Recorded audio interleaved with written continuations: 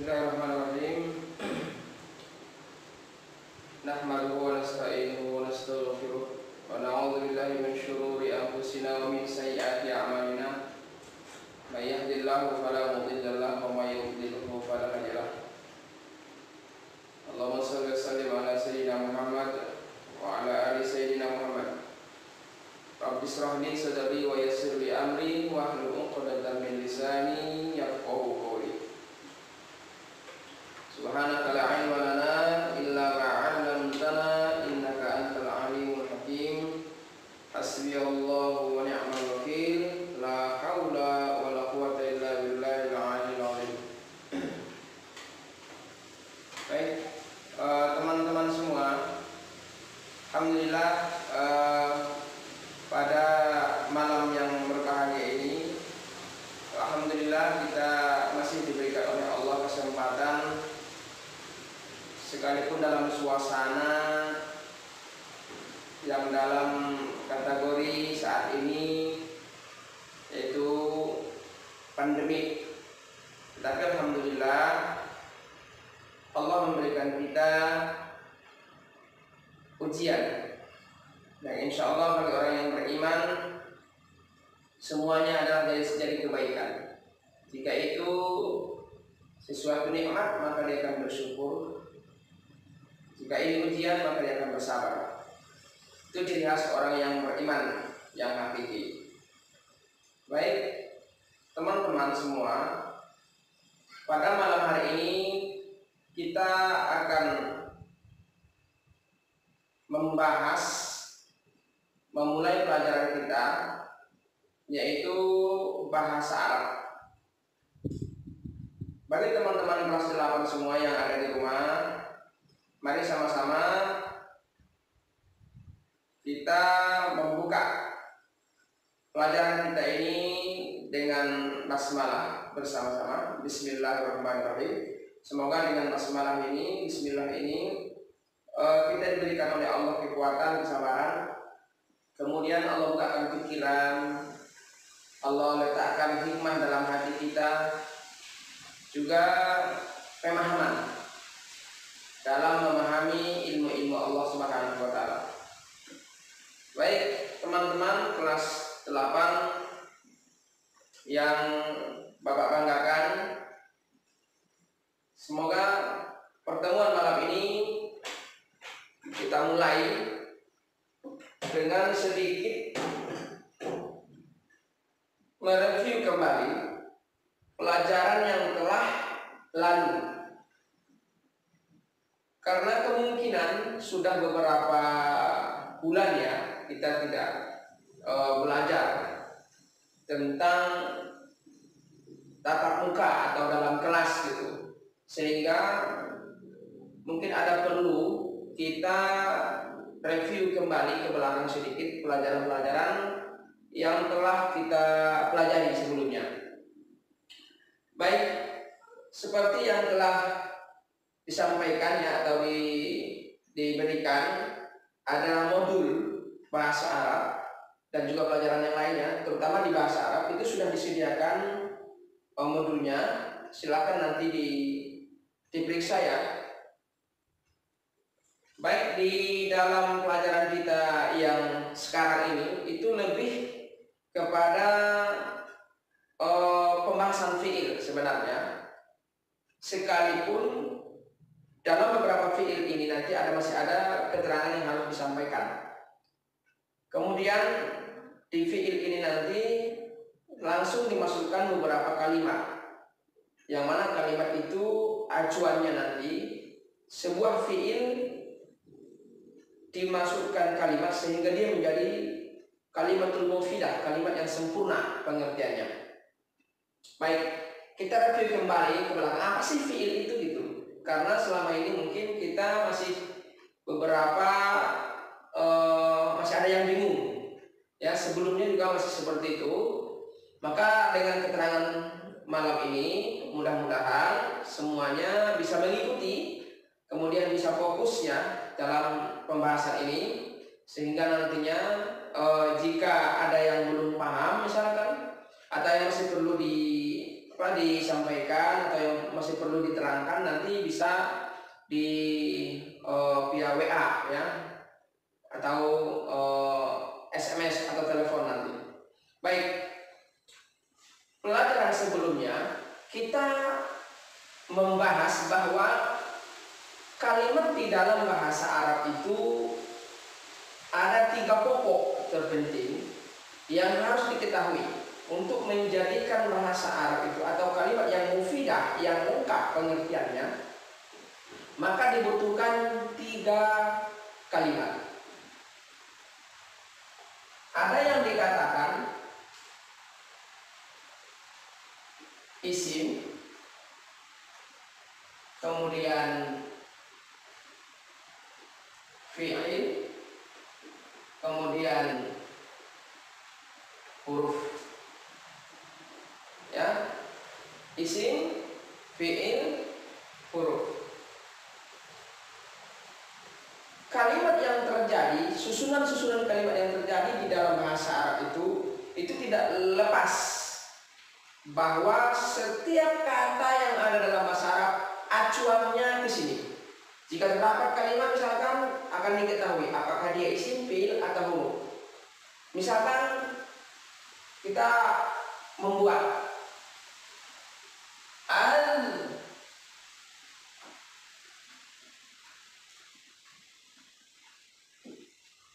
al-habu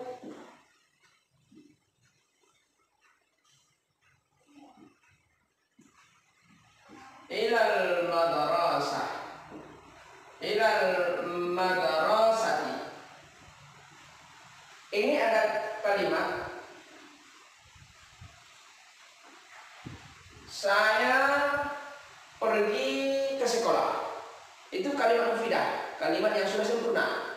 Ya, kalau yang tidak sempurna misalkan al-habu ila, saya pergi ke, belum lengkap, kemana gitu. Jadi kalimat itu belum sempurna, apalagi dipotong lagi al-habu, saya pergi. Jadi kalimatnya masih belum sempurna, masih banyak pertanyaan, pergi kemana gitu.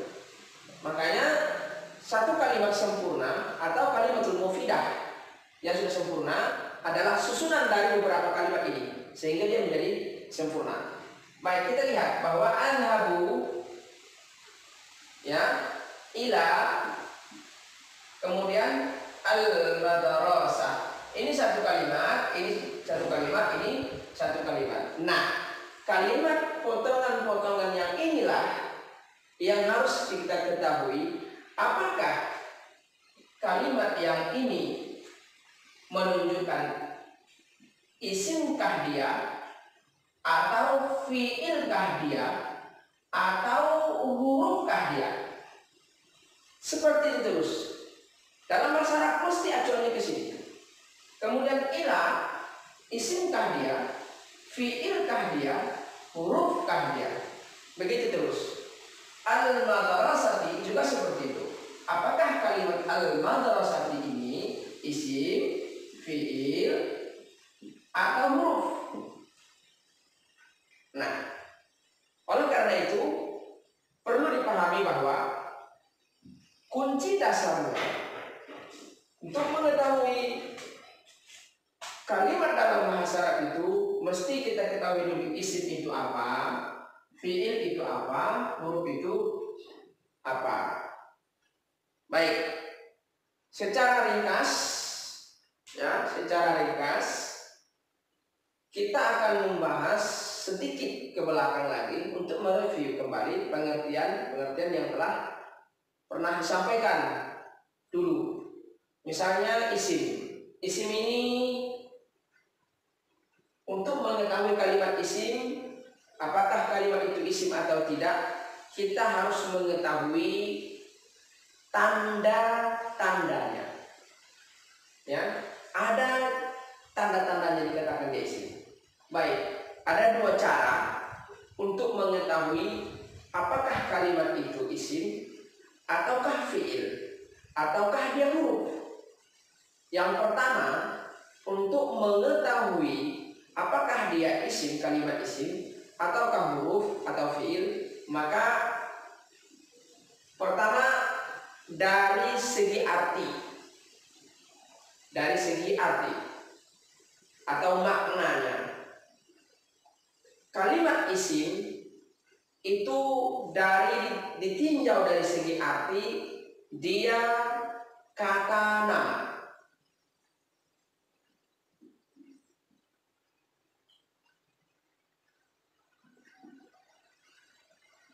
Kalau isim itu dilihat dari segi arti, maka lihat artinya itu setiap kata nama atau kata benda, ya, kata benda atau kata nama benda gitu ya, kata nama benda, ya, atau arah, atau warna, atau sifat.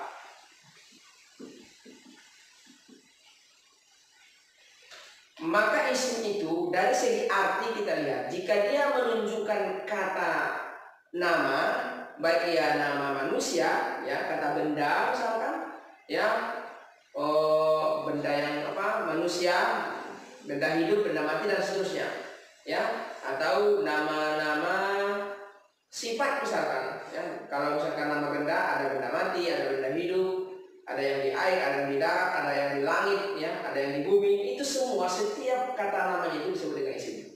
Ya, misalkan di bumi, misalkan ada gunung, ada laut, ada sungai, ada batu, ada seterusnya, ada manusia, ada hewan, dan seluruh manusia itu juga disebut isim, ya.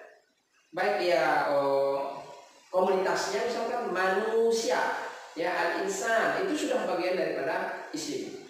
Dan juga nama-nama yang ada di komunitasnya itu, misalkan di al-insan itu, manusia itu ada Muhammad, ada Imron, ada Zainab, ada Ruqayyah misalkan, ada misalkan Maryam dan seterusnya, itu juga isim. Atau misalkan di bahagian hewan, misalkan al-hayawan, ya, hewan misalkan. Hewan ini satu komunitas misalkan, itu juga sudah dikatakan namanya itu sudah isim. Nah, yang di dalamnya juga hewan-hewan itu misalkan sudah bagian daripada isim, misalkan arnabun misalkan, kan, dan misalkan jamalun misalkan, unta misalkan, ya, kalbun misalkan, dan seterusnya, ya. Baik, begitu juga yang ada di langit misalkan, ya, samawat, langit, ya, langit-langit itu juga samawat itu aja, namanya langit itu aja udah isim. Apalagi yang ada di dalam langit itu, ya, ada misalkan ada najmun, ada bintang, ada syams, ada matahari, ada qamar, ada bulan dan seterusnya, planet-planet dan seterusnya. Maka itu semua setiap kata namanya itu disebut dengan isim. Atau nama sifat misalkan kecil, besar, pendek, panjang misalkan, atau jelek, cantik, dan seterusnya, sifat, ya, atau arah, kanan, kiri, muka, belakang, atas, bawah, dan seterusnya. Setiap bentuk nama itu disebut dengan isim. Itu dari segi arti. Lalu misalkan bagaimana kalau saya nggak paham artinya gitu, saya dapat kalimatnya misalkan, atau menemukan satu kalimat bahasa Arab, tetapi saya nggak tahu ini artinya, nggak tahu. Kalau saya tahu artinya mungkin saya tahu ini isim, tapi saya nggak tahu artinya, saya nggak tahu, tapi saya belum paham apakah ini isim, fi'il atau huruf.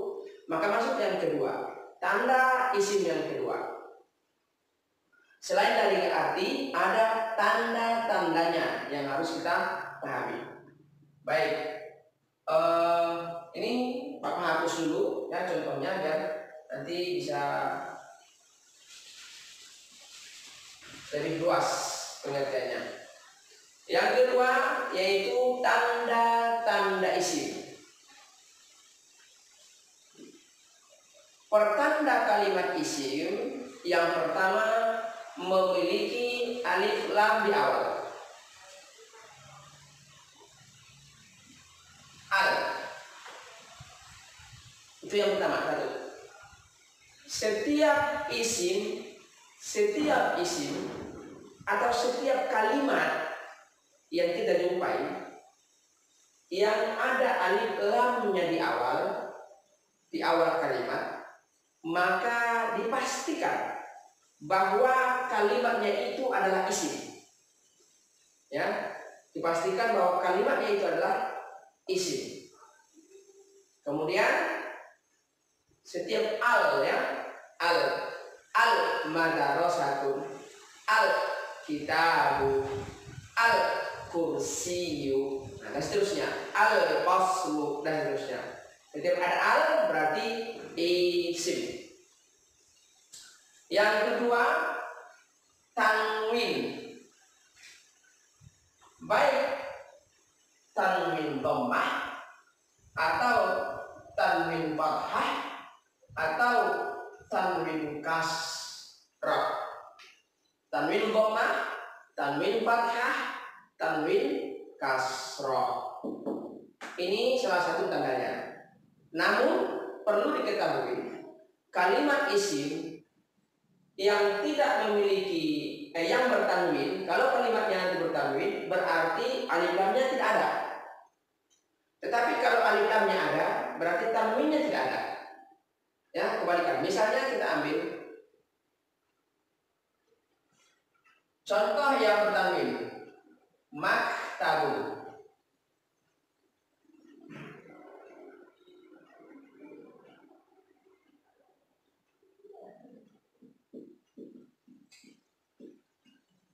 Maktabun, maktabun, bun, ya, maktabun. Ini kalimat isim. Kok tahu isim? Karena ada tanwin. Lalu kalau seandainya maktabun ini memiliki alif lam, al maktabu, bukan bun lagi, tetapi bu. Al-maktabu itu fungsinya.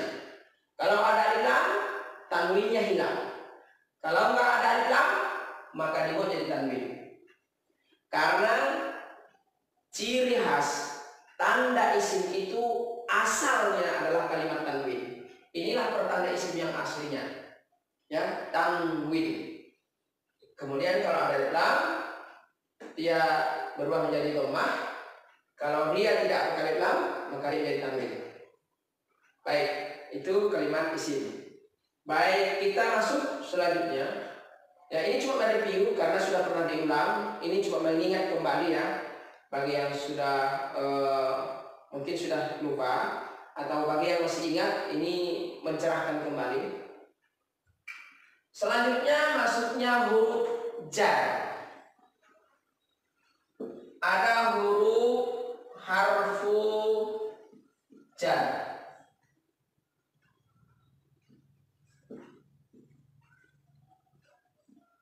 Apa itu harfu jar? Dulu sudah kita buat, ada beberapa huruf jar. Ada min, ada ila, ada an, ada ala, ada fi, ada rubba, dan seterusnya. Ya, ada berapa huruf, ya, huruf jar. Kemudian huruf jar ini, apabila ada huruf jar, kita temui ada huruf jar. Misalkan min, kita menemukan dalam kalimat itu ada min, kalimat min, maka pastikanlah bahwa setelah kalimat min itu pasti isim. Pasti isim, ya. Kalau menemukan huruf ila, maka pastikanlah bahwa setelah ila ini pasti isim, dan seterusnya. Begitulah salah satunya kita mengenali kalimat itu isim ataupun fi'il. Baik, misalkan ini, di sini ada ila, zahabu, azhabu ila, ila kita jumpai, berarti ila ini apa? Termasuk huruf jar, ya, atau huruf gitu belajar. Kemudian setelah huruf ila ada al-madrasati. Al-madrasati. Maka al-madrasati ini adalah kalimat isim. Ada dua tandanya. Pertama ada al, pertanda isim. Kedua ada ila sebelumnya. Maka ada dua tanda untuk dia di sini. Ya, itu kalimat isim. Baik. Ada al, ada tanwin, kemudian ada huruf jar. Baik, yang huruf jar ini nanti pelajaran selanjutnya kita akan tulis nanti atau kita sebutkan. Hal ini dihafalkan biar bisa diingat, tahu, dipahami, biar kita paham dan tahu setelah huruf itu apa aja sih huruf itu gitu. Kemudian karena dia bagian daripada pertanda-pertanda kalimat. Baik, selanjutnya kita mengambil pertanda isim yang biasa, ya, yang biasa dijumpai. Salah satunya setelah ini, setiap ada ya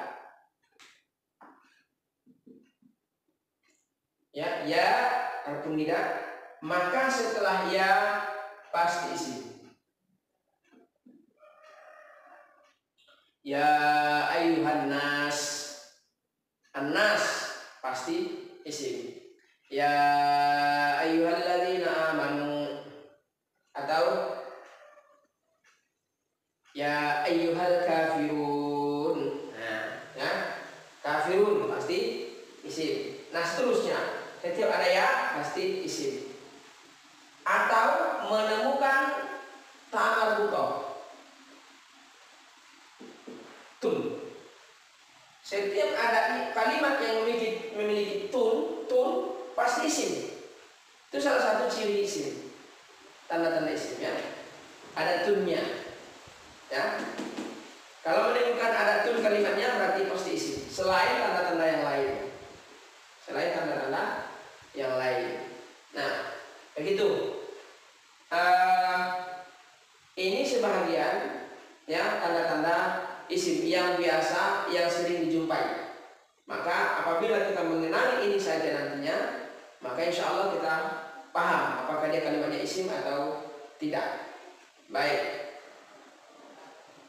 kita masuk ke fiil. Ini pelajaran kelas 8, masuk ke fiil, ya. Ini akan Bapak hapus dulu.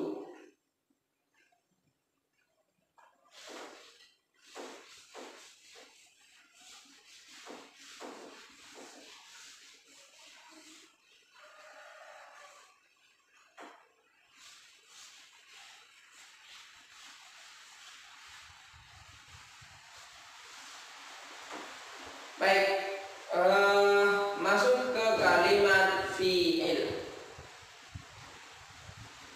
Fi'il itu dibagi menjadi 3, ya. Bagi menjadi 3.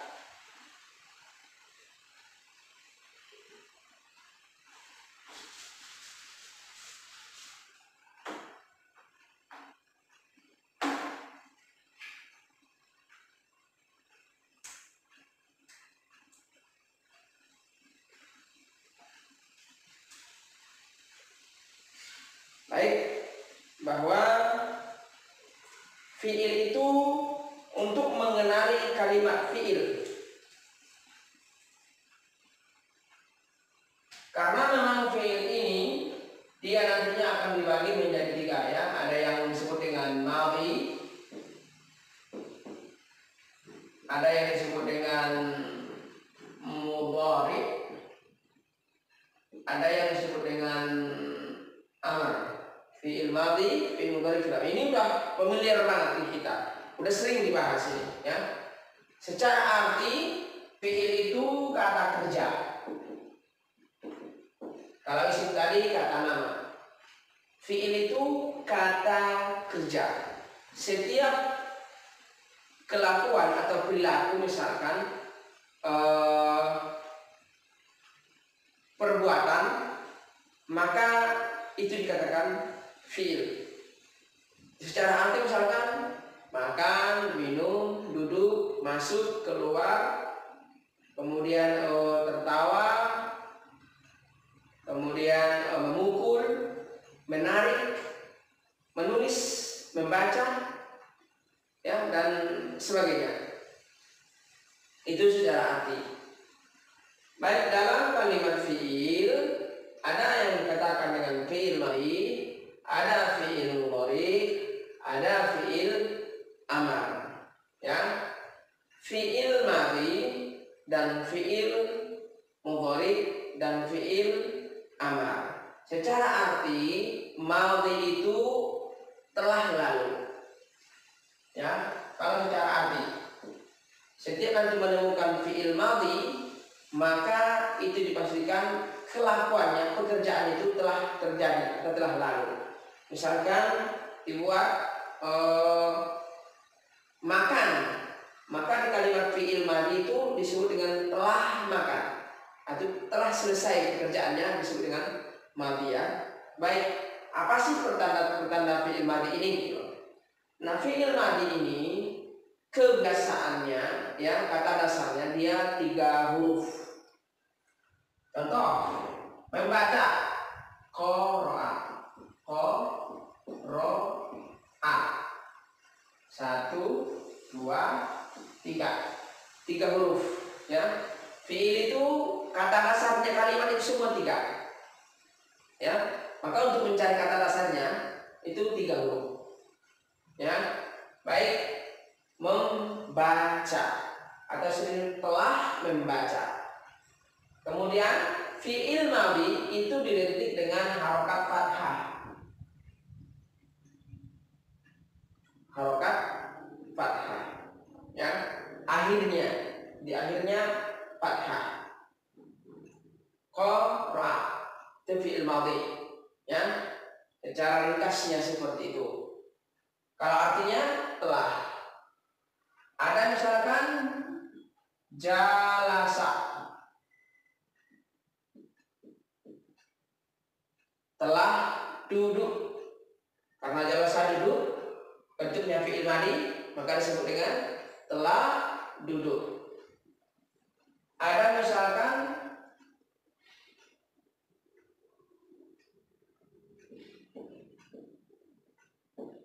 akala, makan. Maka karena bentuknya fi'il madhi disebut dengan telah makan. Syaraba,